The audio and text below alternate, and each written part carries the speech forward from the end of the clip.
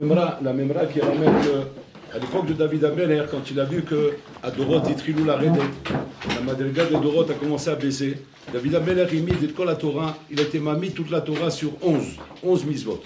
C'est-à-dire qu'il a, Kaviachol, réduit les 613 mitzvot à 11 mitzvot. Attention, on ne parle pas de réformer la Torah, on n'est pas en train de croire qu'on a des réformateurs chez nous. Et la Kavana, il a voulu dire Kavana qu'il faut faire toutes les mitzvot, mais par contre, il y en a 11 chez Chayavim le Kaimam Beshlemut. Que celle-là, on ne peut pas prendre en considération Yeridat Ador. On peut prendre en considération que dans toutes les mitzvot, il y a Yeridat Ador. Et donc, Kaviachol, Bolorlam, il peut être indulgent avec ça. Mais par contre, sur 11 mitzvot, il faut qu'elle soit faite Beshlemut. Jusqu'à quand on est arrivé à l'époque de Shayahu Hanavi, que lui, il a vu que même les Dorot ont continué à descendre. Il a été mis toute la Torah sur 6 mitzvot. On est arrivé à l'époque de Micha, il a été mis sur 3 mitzvot. Jusqu'à quand on est arrivé à l'époque de Habakkuk, qu'il a été mis sur une seule mitzvah. Jusqu'à aujourd'hui, nous avons l'obligation sur une seule mitzvah de la faire Beshlemut. Tout le reste, tu fais le maximum que tu peux les faire Korot Shelcha, selon tes Korot. Mais Bololam Kerechol, il est indulgent, parce qu'il comprend qu'il y a Ridat Adorot. Mais par contre, il y a une mitzvah que Hashem l'homme mevater alea, et que ça, il faut la faire Beshlemut, peu importe les Ridat Adorot, peu importe si tu te trouves sur la planète des singes ou si tu es à l'époque du Grand Devina, il n'y a pas d'Afkamina, il faut qu'elle soit faite Beshlemut. C'est quoi cette mitzvah? Sadik be'emunato yichi. Mitzvah ta'emuna. La mitzvah d'emuna doit être shlema. Là-bas, l'Olam n'est pas mevater sur aucune yerida, sur aucun lien de kishalon ou truc comme ça, un d'avoir casé. Là-bas, il faut qu'elle soit Beshlemut. Alors, on va dire que quand on pose la question, on n'est pas en train de dire, bien sûr, comme on l'a dit, c'est pas de venir être mévater sur les misotes ou quoi, mais tu dois les faire avec mamash, avec Emouna. La Emouna doit être l'élément basique sur lequel est basé mamash tout ton Torah. Alors, quand on se pose la question, c'est quoi ce lien là? Pourquoi Dafka la Emouna? Pourquoi il a pris la Emouna Rabakou pour dire c'est la mitzvah qu'il faut retenir et que celle-là, Chok velo yavor, en yerida basé. Alors on voit ça dans sur la naga des Melachim de Am Israël. David Ameler, Ayotse la Milchama, il sortait en Milchama, il disait, bon, l'Olam, aide-moi, Shani ilech li lachem, vani rotef et aoivim sheli, vani mapil otam. Je vais les poursuivre et je vais les terrasser. Alors que je vois, il dit, Ani osek et varecha, tu vas poursuivre tes ennemis, tu vas les terrasser. Il vient derrière lui, Melech Yushafat, il dit, moi je suis pas capable, je suis pas la madriga de David Ameler, ouais, je te demande simplement que moi je vais, avec mon armée, et tout de suite je leur mets le pachad, qui vont commencer à courir et nous on va le suivre derrière. Et comme ça on va pouvoir les terrasser. Mais on ne va pas pouvoir s'affronter avec. On arrive au roi Assa, que lui il dit, moi je ne suis pas la madriga de ces deux premiers malachim, moi je peux simplement chanter, la shir, faire des teilim, l'ikro teilim, chanter, me mettre sur le front comme ça, et bon alors là, matamatil alem pachad. Tu leur mets le pachad dans leur cœur, ils se sauvent. Voilà ce que je peux faire. Il vient Hiskio Ameler, le dernier des rois, qui dit, moi je ne peux pas ni ça, je reste dans mon lit en train de dormir, et toi tu fais la guerre. Toi tu fais la milchama, et comme ça s'est passé. Comme ça s'est passé, qu'il est venu ici, Sisra, avec toute son armée, et il s'est levé le lendemain, Hiskio Ameler, il les a trouvés tous morts. Ils sont tous morts là-bas. Un Nes Hatsoum qu'il y a eu, qu'Hachem il a fait écouter les malachim, ils sont tous morts là-bas. Donc on voit ici que quoi? Qu'Hachem doresh le fit koro chez la dame. Hachem demande le fit koro, d'après les forces de l'homme. Hachem ne vient pas reprocher à ce qu'il y a Ameler. Comment? Tu ne fais pas comme David Ameler, tu ne fais pas comme Yishova, tu ne fais pas comme Asa Ameler. Non. Bon, alors là, il demande le fit koro chez la Ameler. Mais par contre, le tzad Hashavé Shebahem, Emouna. Ils ont la Emouna. Est-ce qu'il y a Ameler ne peut pas faire ce qu'il fait? De dire je reste au lit et que Hachem, tu vas me faire, tu vas m'aider, si ce n'est pas qu'il a la Emouna. La Emouna est la chose essentielle que Bolan l'a midi, Alzen, ils l'ont mévaté. C'est-à-dire que quoi? C'est-à-dire je ne peux pas te tenir rancune ou rigueur si je vois qu'effectivement que ton niveau est moindre et plus bas que les Dorot d'avant. Bon, alors la milliard, il pas bêta à la brioche, chérie. Je ne vais pas leur demander un autre. Pourquoi vous ne gardez pas le même niveau? Pourquoi vous ne faites pas la Torah comme il a fait à l'époque des Tanaïm? Pourquoi vous ne faites pas la Torah comme le Gaon de Vina? Bon, là, je sais très bien, Yeshiridat Adorot. Mais seulement, je veux que tu l'aies Emouna. Alors maintenant, la question est de savoir, qu'est-ce que ça veut dire, je l'ai Emouna? Ça veut dire quoi? Qu'est-ce que la Emouna va me donner? Alors, si on reprend bien le malheur de l'histoire, Botaï, et on voit une Achilami, que veut dire la Emouna? Les pays d'Israël se trouvent en Égypte. Ils sont Ovdei Avodazara, comme les Égyptiens. Adkedekar, que la Midatadine était mes 4 règles, et la Midatadine n'a pas compris Bichlal. Pourquoi Bolam il fait un régime de faveur ici? Pourquoi il donne une faveur comme ça aux bénis Israël, de vouloir les sauver, de leur faire des nissim, de leur faire traverser la mer Rouge, et Bichlal, il ne sauve pas les Égyptiens? alors qu'ils sont au même niveau tous les deux. Ils sont Veda Vodazara, Vezelo Veda Vodazara. Et là, Bolan il répond qu'à ce moment-là, la différence, elle est chez Emma Minimbi. Ils ont la Emouna en mot. Cette Emouna, c'est la condition impérative, qui est la dernière chose, que quand tu as cette chose-là, Kaviachol Bolan Mouchan Lakol. Bolan il dit comme ça. J'ai compris qu'à cause de Iridat Adoro, à cause de ces Matsavim, que Ben Israël se trouve dans la galoute, et qu'à ce moment-là, on ne peut pas leur demander des comptes et des hishbonot sur chaque détail de la pratique de la Torah et des misos. C'est vrai qu'on ne peut pas demander une chose pareille. Seulement, il faut que tu aies la Emouna. La Emouna de quoi? Que même si effectivement on est dans un dor Yahoud, un dor mamage très loin, où il y a énormément de nissionot, énormément de difficultés, et le Yitzhara, il est mishtolel dans tous les sens, il fait des mamages, un massacre avec tous ces systèmes de communication, tous ces réseaux sociaux, tous ces gnanis, tout ce bouche qu'il est en train de mettre dans le monde et qu'il est en train de raboter, de rendre fou le Olam. Bon, l'Olam, il dit à Kol tout via fait. Ah bah, je veux que tu aies la Emouna. La Emouna de quoi? La Emouna, une chinami, que quand maintenant tu vas prier, ou tu vas étudier la Torah, ou tu vas faire les mitzvot, shani achol lazorlecha, que moi, bon l'Olam, je peux t'aider de les faire bishlimut. De les faire bishlimut comme les doros d'avant.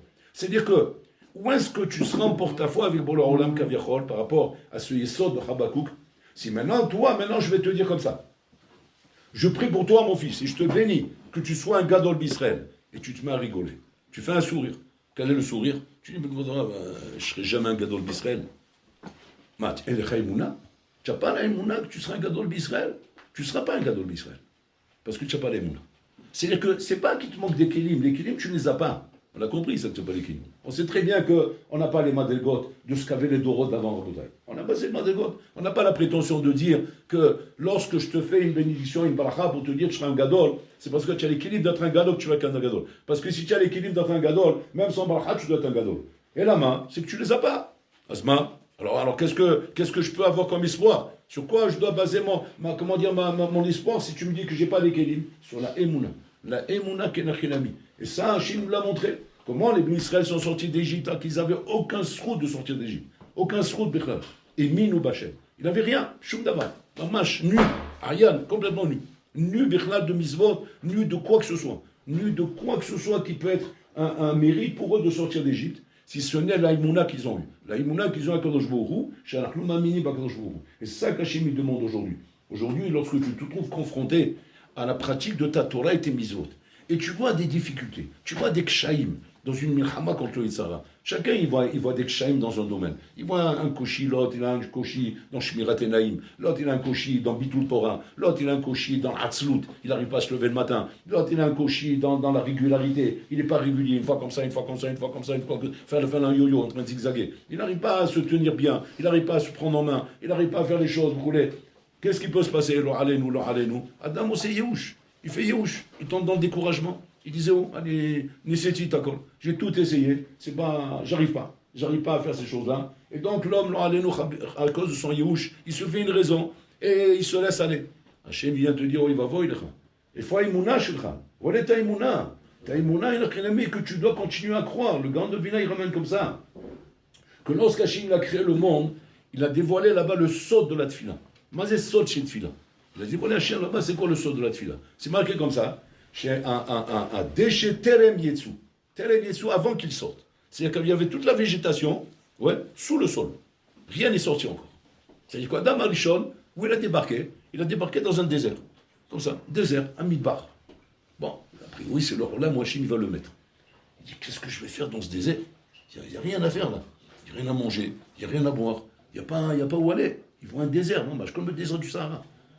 Et de quoi dépendait que toute la nature va sortir et va apparaître? Ça dépendait de la tfila de Adam Arishon. Chez Adam Arishon, ça lit palel. Et c'est ça la chose qu'on attendait de lui. Chez Avolit palel, il a collié.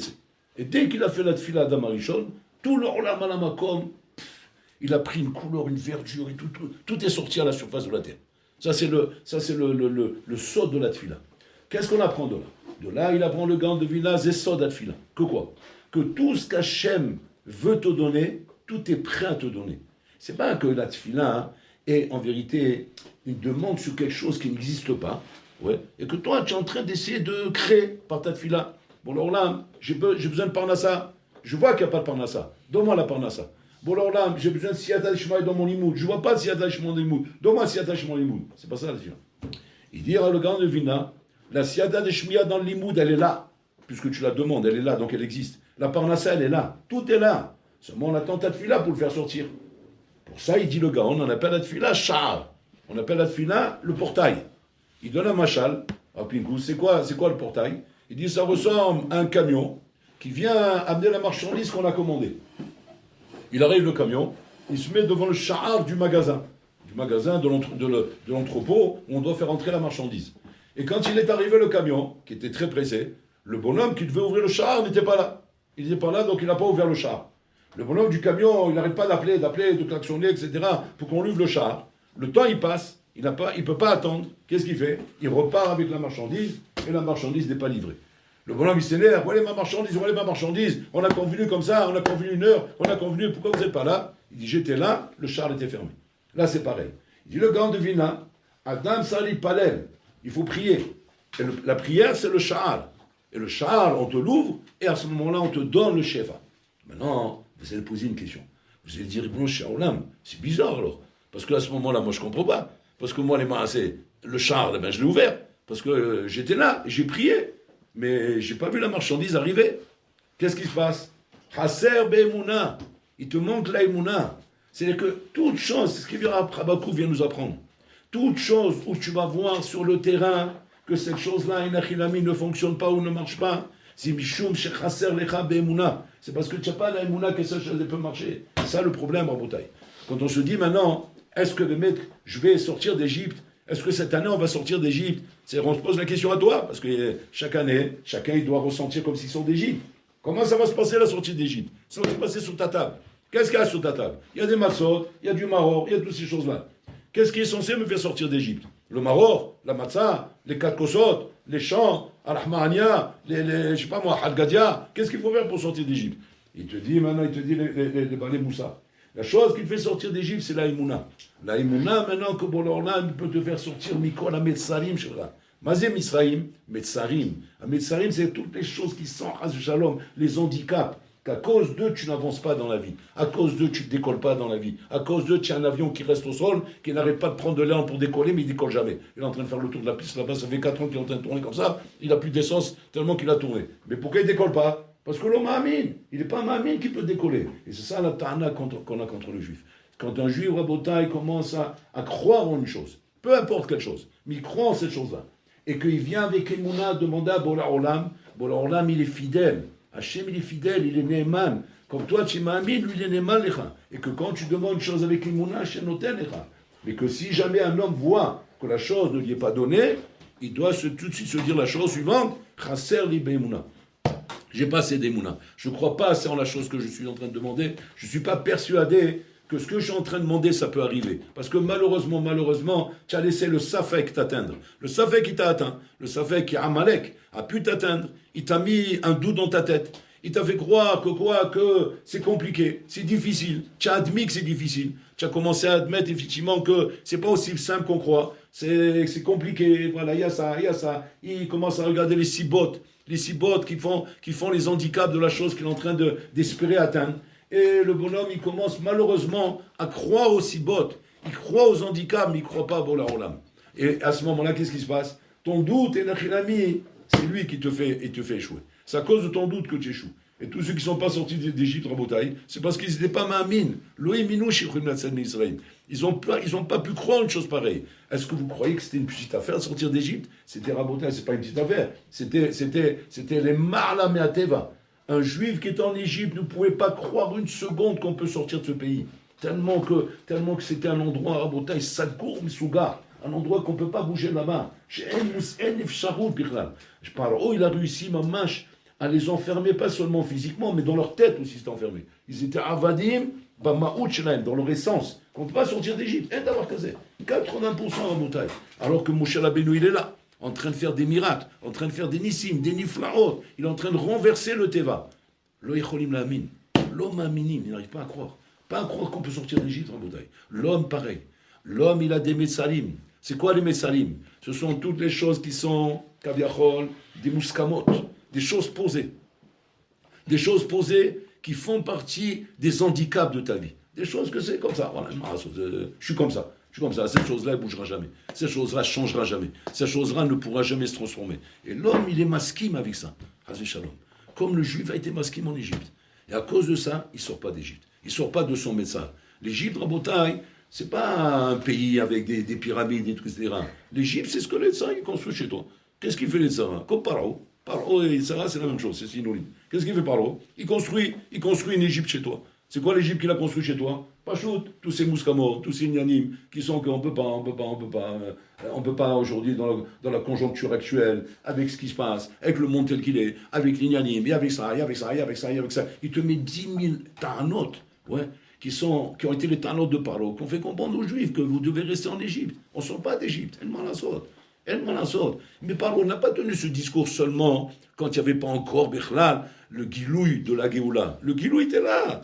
Moshe était là quand ça s'est passé. Moshe, il était là avec Aaron. Il a montré les Nissim Niflaot. Il a montré les plaies. Il a montré tout ça. Comment on est en train de vivre en ce moment? Hachem est en train de nous montrer à grands pas comment la Géoula s'approche. On est en plein Mamash Makot Misraïm en ce moment. On est en plein Makot Misraïm avec tout ce qu'on voit autour de nous. Rien qu'ouvrir les yeux et ouvrir les oreilles pour se rendre compte que Bémet, les Makot, elles sont là. Seulement. Pourquoi? Tu vas me dire, mais comment alors on ne le voit pas bien? Là aussi en Égypte, ils ne voyaient pas bien aussi. Ils ont vu des Makot, ils ont vu le Makot de Sfardéa, Makot d'âme, Makozé. Mais ils n'ont rien vu d'autre chose. Que quoi? Que d'espérer que ça y est, on va retrouver le calme et on va pouvoir vivre tranquillement en Égypte. Voilà l'espoir qu'ils avaient, Rabotai. Aucun moment il leur est venu l'espoir de dire, mais non, on veut suivre Hachem, on veut aller avec lui, là où il nous amène. Notre vie n'est pas ici, on ne doit pas rester ici. C'est pas parce que les choses vont se calmer, ça va s'arranger et. On doit demander à Botaï un changement radical. Mais pour ça, il faut être ma'amin. Que quoi? Ta vie, elle peut changer radicalement. Ça peut être autre chose que le moule qu'on t'a fabriqué. Que t'ont fabriqué tout le système. Le système t'a fabriqué un moule. Le moule, il est comme ça. Tu es comme ça, tu es là-bas. C'est ça ta forme. C'est ça ta tsura. C'est ça ce qui est dicté sur toi. C'est ça qui est mamash qui est nixar alecha. Qu'est-ce que tu fais avec ça? Si tu n'es pas ma'amin, tu ne peux pas bouger là-bas. Les plus grands chachamim de la terre, ils te disent. C'est comme ça que ça se passe. Tu as une tuile à faire. Que quoi? Que ça se calme, que tout va bien, qu'on reprenne qu'on reprenne le train-train quotidien, et que voilà, et que il y a plus. En fait, on prie à Botaï, on prie pas pour la Géoula, on prie pas pour le Mashiach à Botaï, on prie pour le Olam Hazé tranquille. On veut un Olam Hazé tranquille, c'est ça la Géoula, c'est vrai que nous on prie. Ouais. Mais ça, 80% en Égypte, ils priaient comme ça aussi. Ils voulaient la paix en Égypte. La paix, mais en Égypte. Avoir l'argent, être ben cholim, ne plus être esclave, avoir des magasins, commencer à faire du business. Ils ont fait ça. La dernière année, c'est comme ça. Ils avaient pris le business en main, ils ont commencé à avoir des postes, ils ont commencé à s'asseoir à la Knesset de l'Égypte, ils ont commencé à s'asseoir dans des trucs, ils ont commencé à avancer dans la hiérarchie sociale, etc. Ça commence à être bien là-bas. Et donc pour eux, c'est où? C'est la Géoula. Maintenant, qu'est-ce qu'on leur dit? Alors, non, c'est pas ça la Géoula. La Géoula, c'est quoi? C'est changer radicalement toute ta vie. Changer toute ta vie. Devenir Rouhani. Rouhani, s'attacher à pour le Olam. S'attacher à ce qu'Hachem il veut. Que le Olam, il change de façade. Sa façade, elle change complètement. Chaque Kol, il t'en est dans Olam. Qui est plutôt sur Olam Goy. Sur Olam Goy, avec son tarbout Goy, avec sa culture Goy, avec ses minagim Goy, qui peuvent nous convenir. Il nous convient, ces minagim, ces trucs-là, c'est cachère. Ils m'ont dit, ça va. On a trouvé un compromis. On a trouvé un compromis à la bataille dans la galoute. Du moment où on a ouvert des surfaces chérim, son tarkash, et merkashkash et tout ça, on a tout ce qu'il faut. Il y a les restaurants, il y a les vacances. On va faire Pessar en Espagne, on va faire Pessar, je sais pas moi, Thaïlande, on va faire Pessar, je sais pas, au Triangle des Bermudes, je sais pas, on va faire Pessar à Ika. On voit du pays. On rejette tout à col de Kashrut, avec des mashgichim et de la Banim qui viennent dire des vrais Torah, faire du Hizouk, vous voulez. C'est בסדר גמור, אבל זה לא גאולה, c'est pas ça la גאולה. La גאולה c'est la tzed mikol, de sortir de tout ce tohu vabohu. Tohu vabohu, ça s'appelle tout ça en Bouddhaï.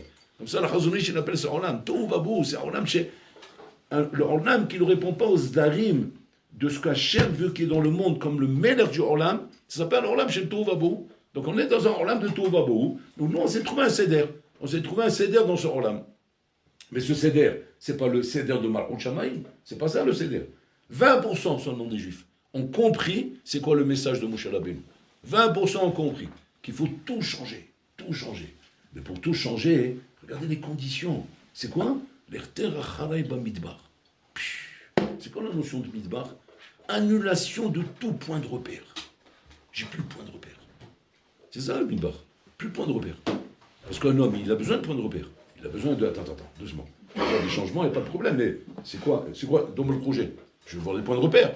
Que ça puisse me convenir au moins. Que je me retrouve là-dedans. Ça est moulin. Et comme ça, Boulorlam, il les passe étape par étape sur des étapes qui sont sans point de repère. On arrive devant la mer Rouge. Quel point de repère tu as ici? Où on va? Quoi, la nage? Comment on fait? Et Chosim? On retourne, on revient, qu'est-ce qu'on fait? Il n'y a plus de point de repère. Emouna, Rak Emouna. C'est croire en Hachem à Botaï. Et ça, c'est ce qu'on demande aux Juifs. Ça, c'est la fête de la Emouna. Pessah, c'est la fête de la Emouna, qui est la mamage, comme dit Habakkuk, Sadik Bemunato Yirien. C'est la chose essentielle, qui est la base de toute notre religion. Si tu te demandes maintenant, comment on fait mamage pour arriver à être maniat filim, comme les tzadikim ils le faisaient à l'époque. Il faut avoir la Emouna. Tu n'as pas la Emouna, tu es condamné à mettre des tfilim de galout toute ta vie. Tu es condamné jusqu'à 120 ans à mettre des tfilim comme un évêque en Égypte. Si tu es condamné à étudier comme un évêque en Égypte. Tu es condamné à faire les mitzvot comme un évêque en Égypte. C'est ce qu'on appelle melomeda. Melomeda, c'est-à-dire par habitude. Par habitude, sans même se faire un examen sur soi-même, de dire, mais jusqu'à quand je vais faire des brachot et des tfilot sans kavana, mot à mot devant Bola Olam, qui doit en yormel ifne à Meler. Tu vas me dire, fais quelque chose, mais on n'arrive plus.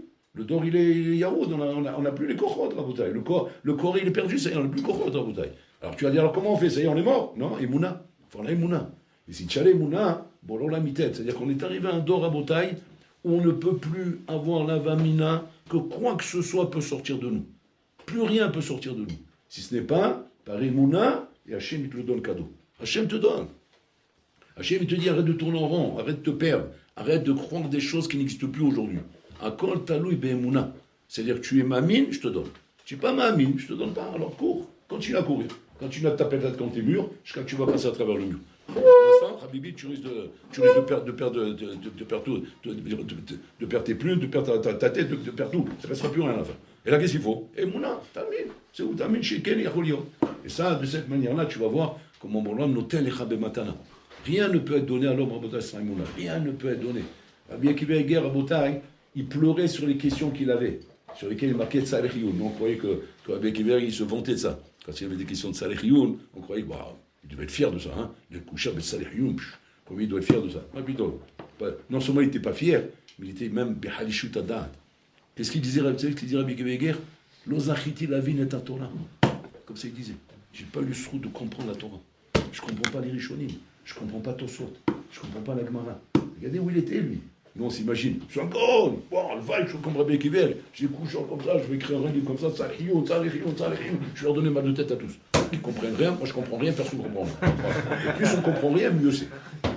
Une fois, j'avais écouté un rab qui disait que c'est quoi un bon chiot dans les chivots d'aujourd'hui? C'est un chiot que tu comprends rien. Ça veut dire que c'est un bon chiot. Non, ça l'a compris, ça veut dire c'est pas joué. Si tu n'as rien compris, c'est un bon chiot. Rabbi Kiver, quand il ne comprenait pas Rabotai, il avait mal à la tête. Et il disait pas, non, je comprends pas parce que ma coucha est chazaka. Alors qu'il pouvait le dire, peut-être qu'il pouvait le dire. Mais il disait pas ça. Qu'est-ce qu'il disait? Je comprends pas parce que l'ozachiti la vie. J'ai pas le sou de comprendre. Il pleurait pour ça. Il se voyait comme un khmar. Il se voyait comme un khmar qui comprend pas ce qu'il dit au centre.